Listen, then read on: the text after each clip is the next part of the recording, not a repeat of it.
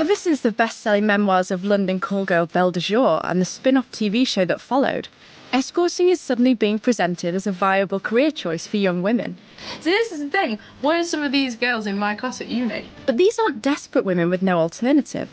They're often middle-class girls just looking to fund expensive lifestyles. £1,000 an hour? I want to find out what escorting really involves. So I can't turn up like this? By meeting these self-styled happy hookers I don't do monogamy. and the punters keeping them in business. God, she can maintain the tension for hours. Finding out if it's possible to do this job and retain any kind of normal life. My heart's like properly thumping as well. When did prostitution stop being a taboo subject? That sounded like that was a brothel. And why, for many women, has it become a lifestyle choice to aspire to? She should be writing job descriptions. She made it sound like the best job in the world.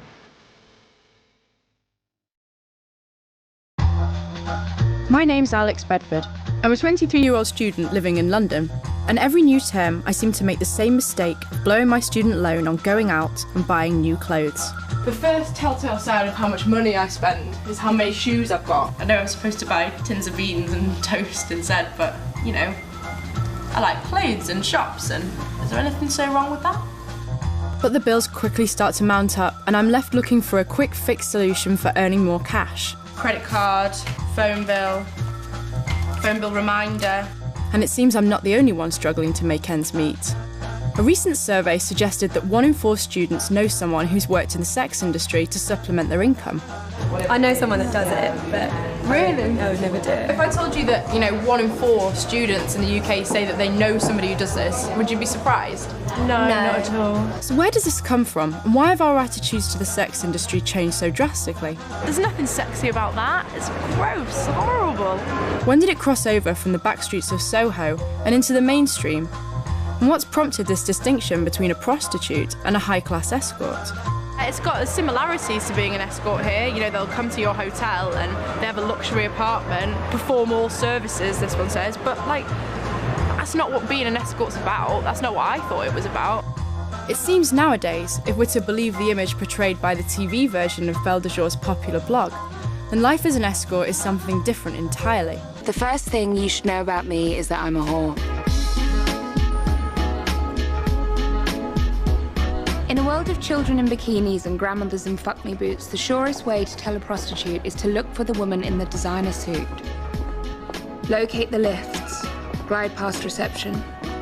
Look like you know where you're going, walk quickly, don't attract too much attention, be fabulous but forgettable. You should also know that this isn't the real me. The thing about Belle is that she puts it all out on the table. She loves her work. She knows exactly what she's getting into because she's in control. She's glamorous, there's no strings, no catch, great money. It's the dream job, isn't it? If at the end of the night you can come home, you can take the wig off, you can take off your fancy underwear, you can sit in your PJs and have a cup of tea, and it really is that easy to just put it to one side, then yeah, why isn't everyone doing it? But surely it can't really be that easy. Do all these girls operate in this world of glamour and wealth? That sounded like that was a brothel. Because she was talking about girls, lots of different girls. 20 minutes is 80 quid. Half an hour is 100. 20 minutes, that's horrible. I mean, it's hardly high class, that, is it? It absolutely stinks of piss in here. I'm pretty sure the guy before me was smoking crack. Nobody I know would ever, including me, never ever put a card up in here like this. Like, it's a shop window for these girls. I feel sorry for them, it's horrible. If there really is a difference between the world of the high-class escort and the girls I'd seen advertised in Soho's phone boxes, I needed to figure out where to find them. I get the feeling with this kind of thing, there's no escorting involved in this. I don't even think any of these girls will be showing you out afterwards. If you're gonna advertise as a high-end escort, you're gonna have to do it online. And sure enough, there's no shortage of escort agencies online, and it didn't take me long to find the more high-end examples of the business. Everything about it suggests they're intelligent and switched on. They've got careers. It says on the website you have to book really far in advance because they all have jobs. This is totally about them. Real girlfriend experience, guaranteed. Luxury companions for dinner dates and longer. You can buy a girlfriend for 24 hours from £2,500. That's quite a lot of money. And to think all I've been charging my boyfriend is a rom-com and a bag of minstrels. Later that night, I had my girlfriends round for dinner, and I thought I'd see what they thought about it all. You guys know who Belle du Jour is, don't you? Yeah. And Billy Piper did that TV show. Yeah, the TV show. Which was brilliant. Well, did you like it? Absolutely loved it. I found it a bit weird. I don't know if I liked it. Really? Yeah. I thought it was fantastic. I loved how Billy Piper just got in the role, and it was kind of raunchy and sexy, but at the same time it was quite like, she was quite a strong woman. Yeah, and it was really weird because I was watching it and I was like, do you know what, I want to really not like you because I don't really like what you're doing, but actually you're really quite cool. And I don't think it's that different from... There are plenty more other jobs you can do. There are, but none of them earn quite so much money. For me that seems like desperate measures. Yeah, it's like when you're literally desperate. I can understand. Obviously, I wouldn't do it myself personally, but I could see how people would just be quite casual about sex. A couple of times a week, you just do it. What? And you earn the same amount of money. Do it, man. A couple of nights a week, you just get on with it, and then you earn the same amount of money that you'd earn for waitressing or barring. Come on, none of us are in a situation where we need all money doing, that badly. So is it just a question of money? Obviously my friends have reservations, but I was surprised they'd actually consider it at all. Keen to find out more, I hired a bar to see how many women I could get talking about it, with the help of some free booze, of course. I haven't done it, no, but I have thought about it. It just seemed like quite an easy way to make some money.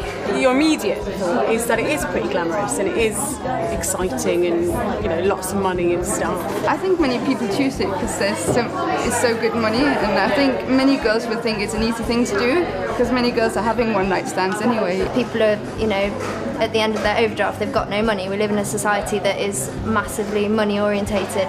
I wouldn't really think ill of somebody for doing it.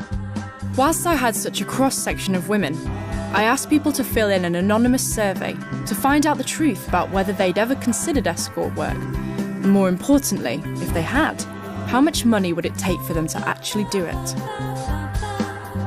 It's really surprising that so many people had considered doing it. It really took me by surprise, and yeah, it's the Belle phenomenon, I think. I think Belle's done it. It's transcended from being on the screen to being in people's heads, and people are really thinking about it now.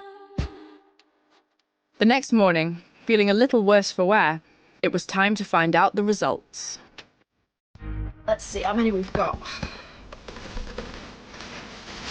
There's a lot of noughts on the number that this person would want. 750 quid. 1 million. No, they don't know anybody, and they've never considered it, and they want £1,000. Millions. So I want 100 grand. A third, pretty much bang on, a third of people we spoke to have considered it. So I've added all the numbers together of all the people who came and divided them by the number of ladies we had, and the average amount of money that somebody would want to sleep with a stranger is £757,908.42. Gotta say, I'm extremely glad that our ladies valued themselves so highly, but that is an enormous figure. 750 grand on average is what people wanted. I guess that's why it's called Secret Diary of a Call Girl. No one wants to admit to it. I couldn't help but wonder, though, that if actually presented with the cash, some of these girls might lower their price. The next step, of course, was to actually meet one of these high-class escorts. And after much phoning around and a little persuasion, I hit lucky. We've got one. I want to see it with my own eyes before I can believe that it's actually true, but I reckon this might be a Belle, you know.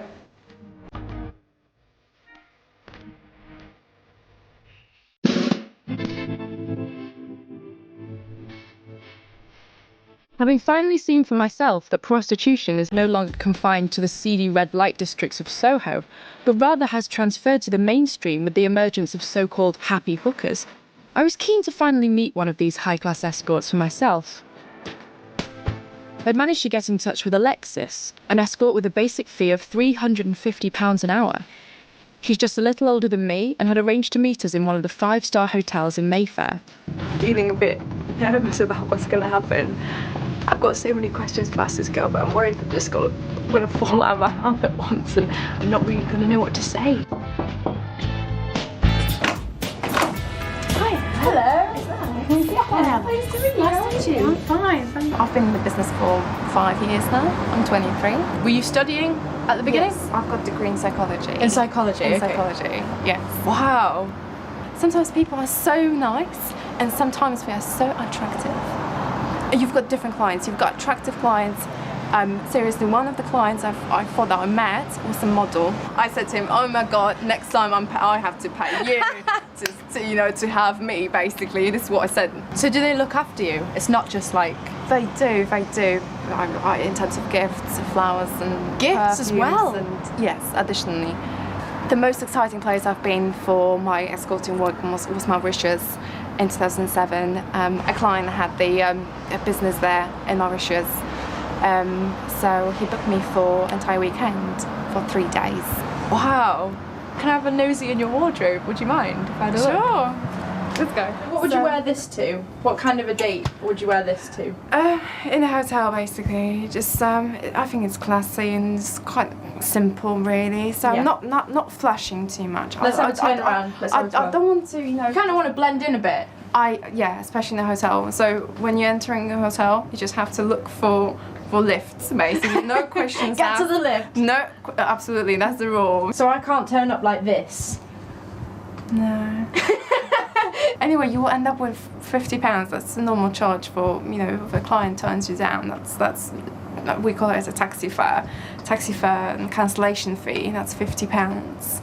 I reinvented myself so many times, with my hair, because novelty in this business it's pricey. What people pay for and people are keen to do is to book an escort who is new to the business.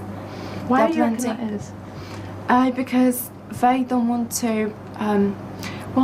People say that when you're an escort for a longer time, you kind of develop this kind of attitude. I don't want to deal with him anymore.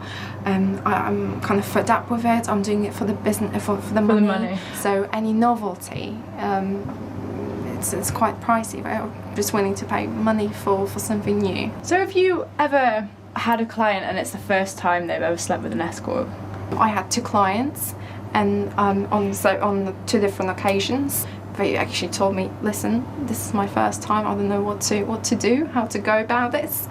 And I would just say, "Listen, just calm down, just kind of relax, and we'll see how it goes." So I bet they were more nervous than you.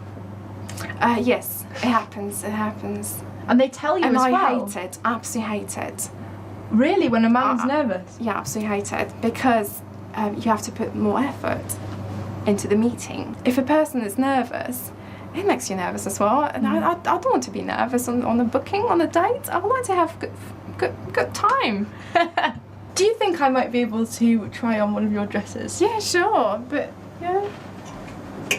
Well, basically, it's not the best selection, but yeah, try it on anyway. I think that because you're blonde, I think the red will suit you better. I don't think it's going to fit me. I think you're a bit thinner than I am. I don't think this is going to fit. It will. It will. It's quite stretchy. It's a miniskirt. It's just off the shoulder, and it's quite. I think that's sophisticated. Right. I'll be back in a minute. Okay. Brilliant. Okay, just come in. Let's just see. Cool. Come in. What do you think? I feel kind of Greek. Oh, so it's got to be quite short. Okay. Yeah, some heels and ready to go. I would never normally wear something this short. And have you got your sexy underwear on underneath with this already? Absolutely. Or if you don't, sometimes, because booking is just while you're away, while you're out somewhere, out and about, you just always have it in your handbag. My handbag is so massive. I've got everything basically, starting from condoms and lubes to high heels and several dresses. I always have 2 dresses, minimum of 2 dresses. In your handbag? Because you never know. That's the nature of the business. They don't give you much notice.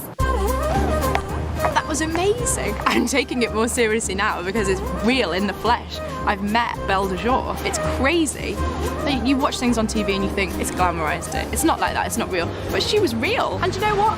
Why do anything else? Why earn a pittance for doing something that you don't enjoy? Of course it's tempting. I mean, she should be writing job descriptions. She made it sound like the best job in the world. She goes all over the world. She gets treated nicely by nearly everyone. I mean, what about she was talking about how fit some of her clients are? She opens the door and she gets a model.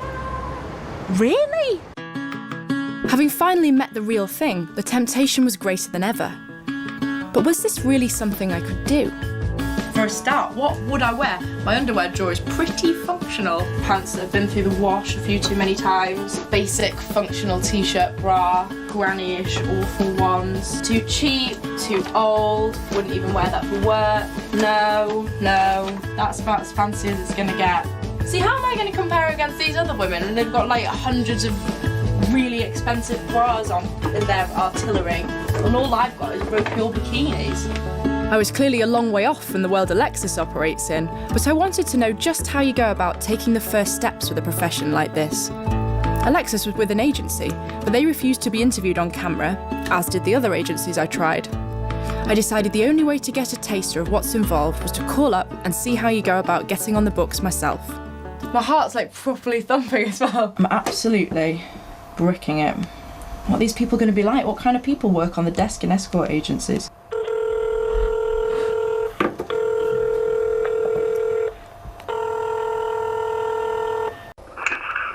How can I help? Hiya, do you reckon I could talk to you about maybe becoming an escort? You have to fill out the application form with your pictures and upload your pictures and everything. So what kind of girls are they looking for, do you think?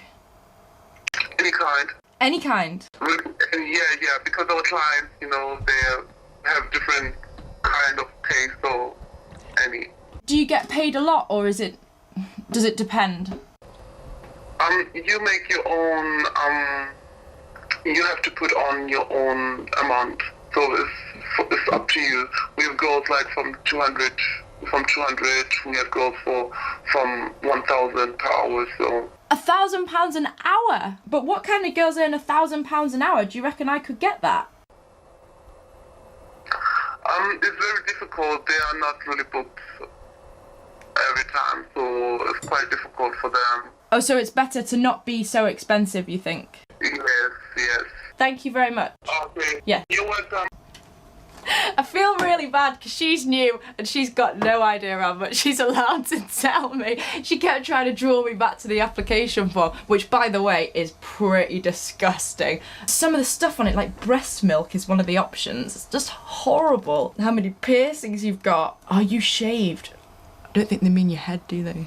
To be honest, already doesn't sound as glamorous as Alexis was saying it was. It already is a bit like, this is business. What won't you do? What will you do? Don't charge too much, by the way, because you won't get booked. And it's not as carefree and easy as she said it was going to be. Since meeting Alexis, I'd heard back from another girl who was willing to talk to me about her escorting work. Unlike Alexis, Candice doesn't have an agency and is listed independently online. I was keen to discover how this changed things and whether going freelance could mean an extra degree of risk with the work. Well, tell me about like an average night. Normally starts with me getting a phone call and the confirmation text, which is basically where he confirms the location and the time. Getting ready, putting my makeup on, making sure I've got no hair in unwanted places. How do you feel when you're going up to the door? There's always butterflies. Like exciting or nervous or? Anticipation. And then you knock on the door, they open it, how do you feel then? Still nervous. It's not till like a good 15 minutes at the appointment that both parties tend to relax around each other. Do you ever enjoy the sex? Occasionally. With the right bloke. My advice to anybody would be, if you can't have a one-night stand, don't think about going into escorting. Is that what it's like in your head, like a one-night stand? Yeah. Have you ever been attacked by anyone? How badly? Graphically.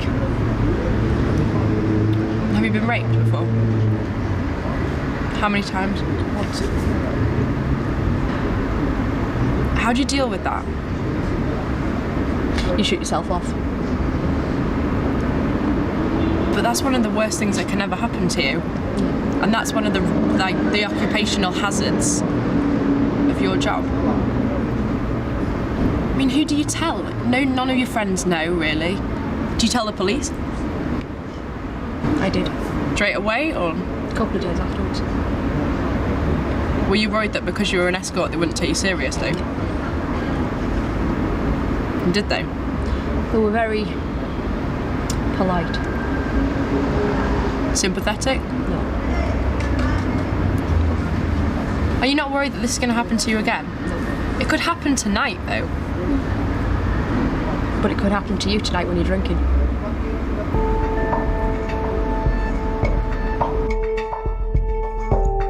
It's completely different to what Alexis was saying about how she's safe and she enjoys it. And as soon as she started talking about being attacked, it just made me feel sick. And I thought the occupational hazards of this are just so great. I'm just gonna have to meet more people, I guess, and find out more, because at the moment I'm stuck. I don't know who to believe.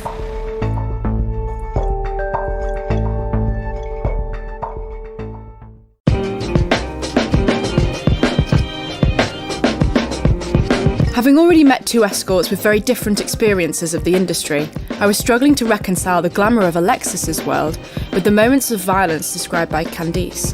In fact, I started to wonder if it's possible to have any kind of normal life with a job like this. I'd arranged to meet with Kitty, an escort who has managed to combine having a boyfriend with her sex work, and was hoping she could help shed some light on it all.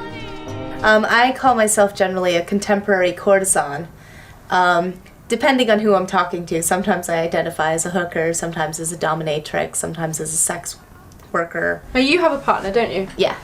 And do you have one partner, or is it like a serious, like, monogamous relationship? Or? No, I don't do monogamy. I can't imagine trying to do monogamy and doing this kind of work personally, though I know of some girls who do and are open with their partner about it.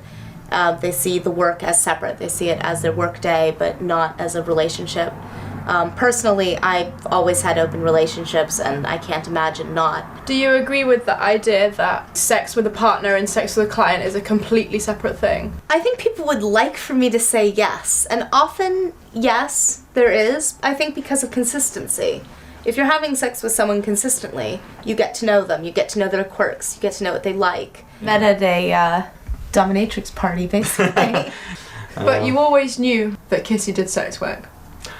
Yeah, I mean, it just seems, you just make it seem so unbelievably natural. I mean, yeah, sure, whatever. If you made a secret of it or whatever, then that might be an issue. But yeah, I think I've found that if you make it something that you're uncomfortable with, then the people around you will be uncomfortable with it. Well, if you're just like, yeah, this is just what I do, you know, you work in theatre, I do this. Yeah, I'm like Kitty in that, God, I've never stopped thinking about sexuality and why do people end up being into the things they're into. I don't know, it's great to have someone who is equally as interested and has found a way to make money off that interest and to be happy with that, so there you go. And you get it for free.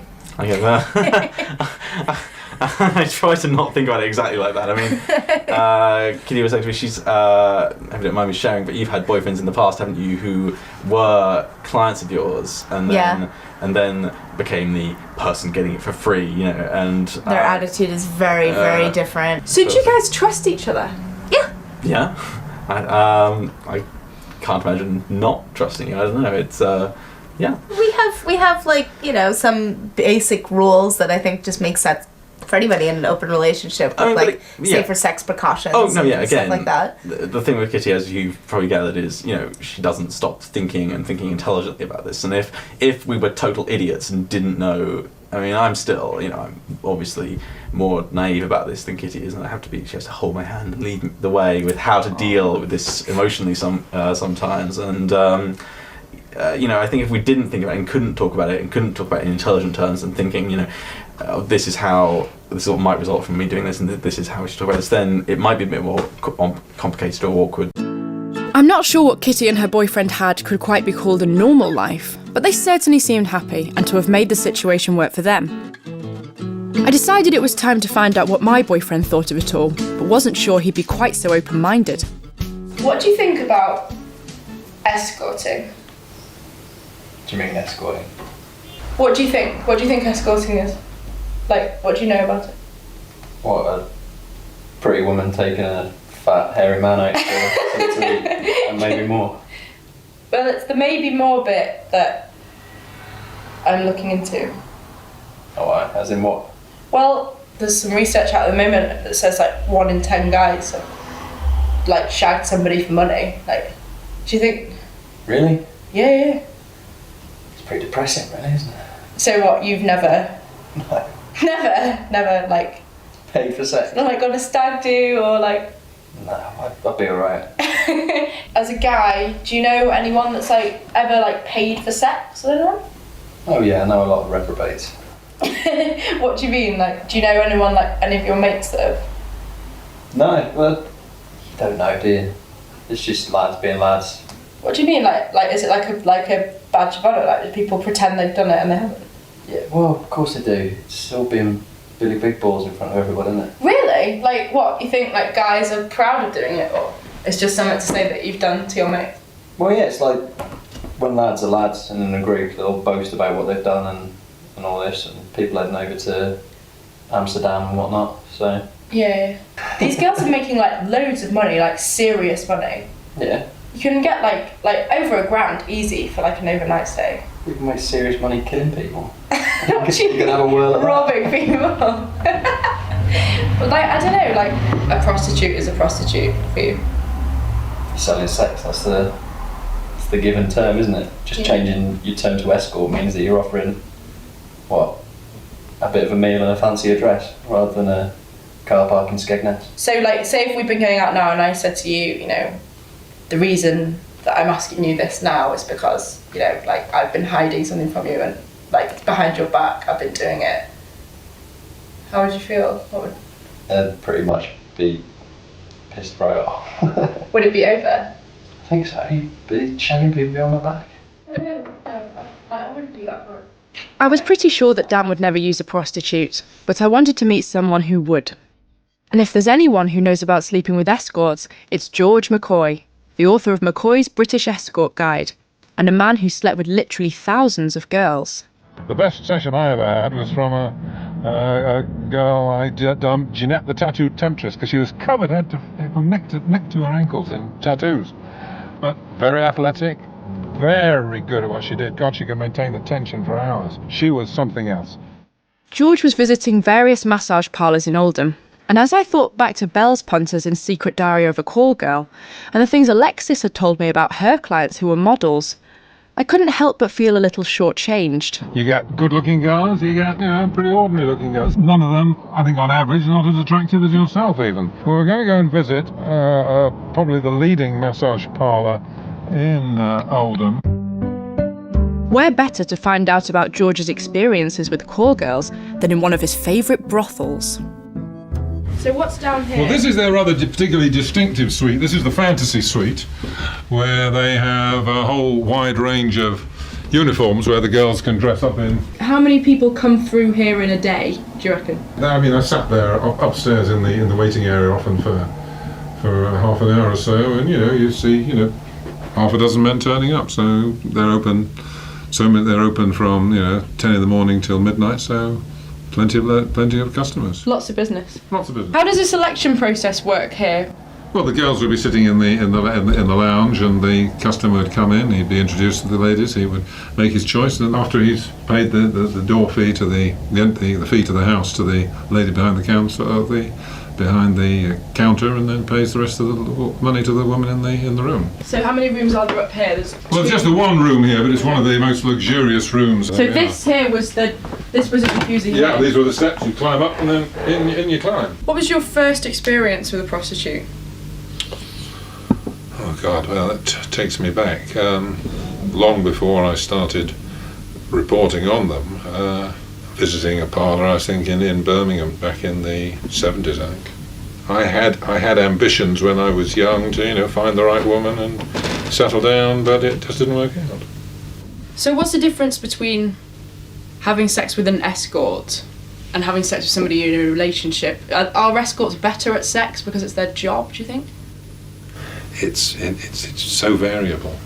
A lot of the working ladies, to them it's just let's get it done as quickly as possible, but some working ladies are excellent at what they do. It varies enormously.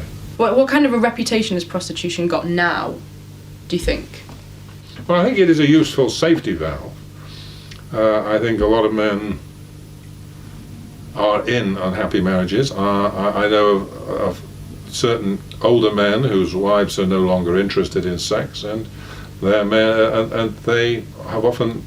I know of instances where the wives have been happy that their man is being taken care of sexually, so that they no longer have to feel they are concerned with it. A lot of the women in this industry are single mothers who want simply to get more money than they can make working on the checkout at Tesco.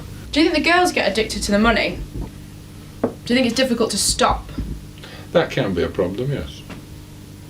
But some of them realise, when their sell-by date has come, but some don't. I've come across one lady in her 70s. I'd never really thought of the lifestyle as being addictive before, but with such huge amounts of money available, perhaps it's hard not to get hooked. The thing that stuck with me about my meeting with George was, he's talking about women doing it and they're past their sell-by date, and I'd considered how difficult it must be to get into the business, but I never really thought about how hard it must be to get out.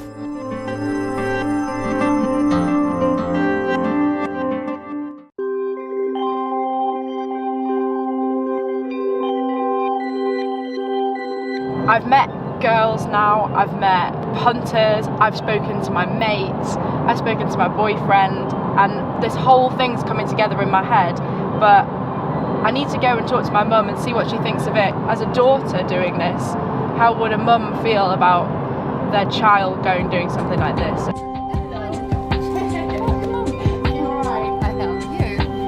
What do you think about high-end prostitution, like girls who were doing it, say girls who were my age who were paying their way through university doing it? I wouldn't judge them because they will have their own reasons, but I also think it's really, really scary. How are they going to look back on themselves in 20 or 30 years' time? What's it going to do to the mental health, the physical health? If they then go on to have families themselves, how will they look back on what they've done in their younger years? A lot of the things, the way they're portrayed is, they've got all this money, they've got this fantastic lifestyle, but what do they have to go through to get that lifestyle? So what would you say if I came to you now, still at university, and I said, I'm thinking about doing escort work? I would see what the reasons were. If it was financially, I would do anything I could to stop you going down that road. And even though I wouldn't judge you on it, I would lie in bed at night and worry where you were, what was happening to you. Don't get me wrong, I would not want you doing it. But at the end of the day, if you said to me, I'm doing it anyway, no matter what you said, I would be there for you. I would not say, don't ever darken my doorstep again. I would say, no, I'm there for you, and I will not support you in it, but I will be there. And I would be there because things would fall apart eventually. I didn't think you were going to say that. What did you think I would say? I don't know. Because a lot of these girls have never told anyone. The parents don't know, the friends don't know. And I think that's how these girls get into it, and it goes wrong, because they don't actually have anybody to tell. And if they did have somebody, then that somebody would be like, no, what the hell are you doing? There are so many other ways you can make money. Why are you doing this? And if you met them, you might feel the same way, it's a great lifestyle, and they seem really happy. I would query, is it a great lifestyle? But as a mum, it's unconditional. Not all parents are like that. Not all parents are like that. And sometimes I wonder, some of the girls definitely do it because they've never had any support in the families and they've nothing to go to. Talking to my mum had made me think of Candice and left me wondering if she had had any support or people to turn to for help. I wanted to get back in touch with her and see if she was still escorting, but despite trying repeatedly for several weeks, I wasn't able to get through. The more people I'd spoken to and the more I learnt, the harder it was getting to separate the idea of being a high-class escort from the realities involved in any other kind of prostitution. I arranged to meet with Julie Bindle, a political commentator who has written extensively about the sex industry, in the hope of learning more. Do you think there's a difference between prostitution per se and being a high-class escort? Well, it's all prostitution, and I think that there are differences within the way some women operate. For example, working on the street, dangerous, unpleasant, open to harassment from the police, working in a very plush hotel in Park Lane. You could say that that's a far better way to operate. You can still be raped, you can still be abused, you could still be arrested. See, the problem is anyone selling sex is still considered by the police and by much of society as the real problem. And so they're open to abuse, they're open to arrest. And that's something that we should overturn right now. There's no justification to criminalise those who sell sex. But I think there is a really serious justification for educating men out of paying for sex. And to educate them effectively, you've got to have legislation that goes with it. Otherwise, you're relying on their, shall we say, free will and goodwill. And some men are just not going to take any notice of that unless there's a sanction. And the reason why I think it's good that societies educate men out of paying for sex is because it changes the entire culture of a society. We will start to see women as equal human beings, not vessels to be bought and sold.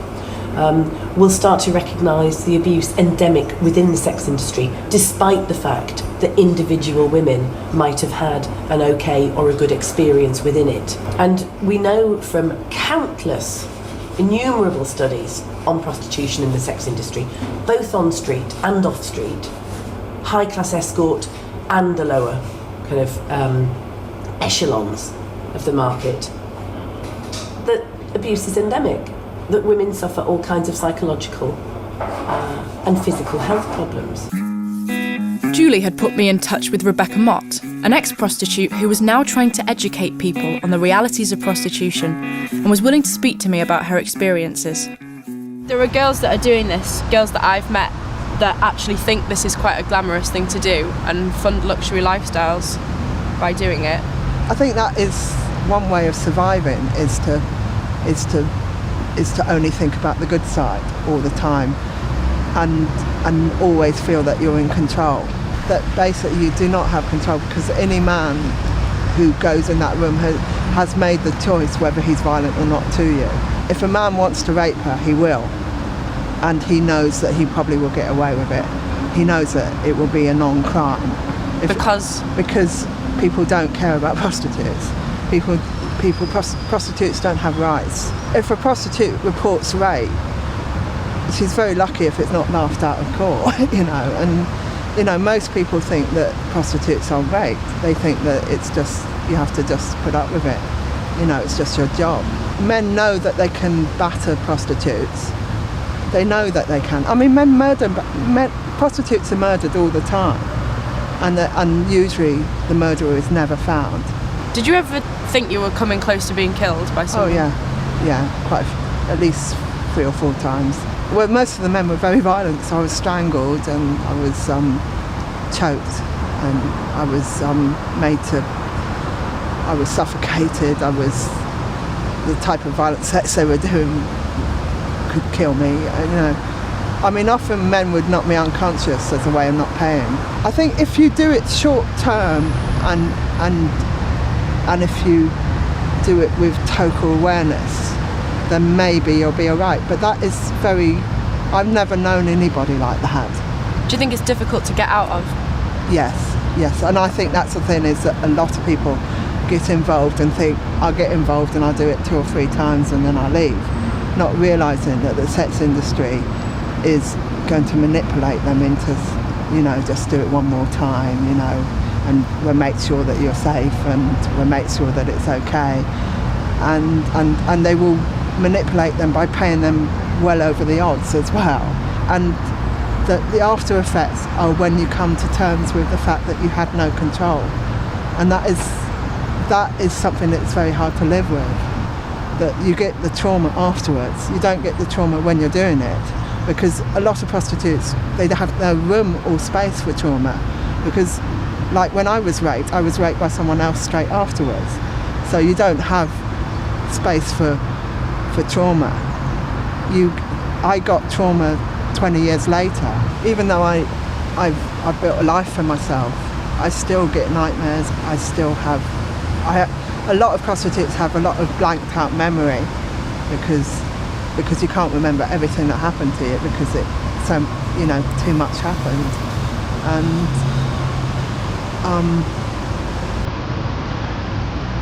can we stop? Sorry. Can we stop?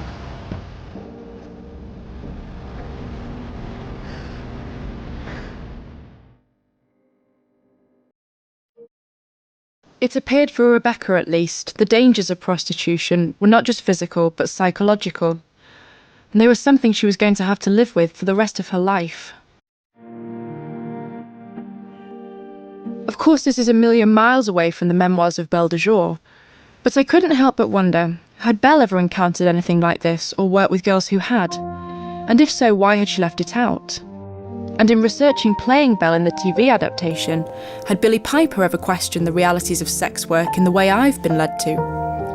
Unfortunately, neither Billie's representatives nor Belle herself have replied to my emails, and so I can only guess at what their answers would be.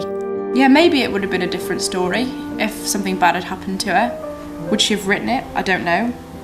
Would it have been a successful story of being an independent woman? I don't know. People like it because it's honest, but how honest can you be with yourself when there are occupational hazards like the ones you've got when you're an escort? At the end, it's her decision and she wants to leave. And that's what I wonder. I wonder whether that's a rare story in escorting. Do all girls who get into this business have the same choice as that? After months of not being able to get through, I'd finally heard back from Candice, who said she'd been away and had now actually left the escorting behind her. She agreed to meet me again, and I was keen to find out if it had been a difficult decision. Have you stopped doing escorting? Yeah. How come? It was too unpredictable. What do you mean? Too unstable. Too much going on that just didn't have a pattern to it. I couldn't rely on the income. You said that some pretty horrendous things had happened in the course of you being an escort, but that didn't sway your decision to stop. That wasn't one of the reasons. No. Do you not think you're going to be marked by this at all, this experience? No. And if you go back to uni, you know, you've got tuition fees and stuff to pay and rent's tight, would you go back into it? Possibly. It's not something that I've said no to. Were you a happy escort? 99.9% of the time, yes. And was that 0.1% worth it? That 0.1% where it went really wrong, was it worth it?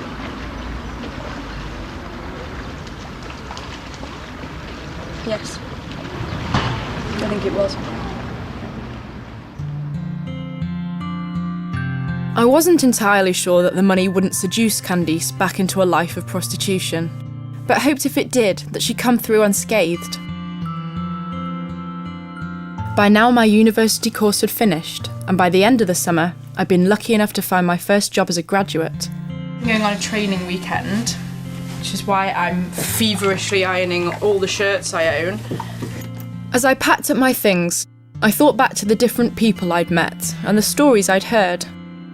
From the jet-setting lifestyle of Alexis, who really did seem to love her job, to the harrowing ordeals Rebecca had been through as a prostitute. Candice seemed to be somewhere in the middle. Her experiences had often been good ones, but it seemed to be the bad ones she carried around with her. And perhaps this is the more common reality for girls working as escorts. The lifestyle is certainly tempting, but unless you're very lucky, who knows what kind of baggage comes with it. I was glad to be starting a job without such risks, a job where the worst that can happen is getting fired or just having a bad day at the office.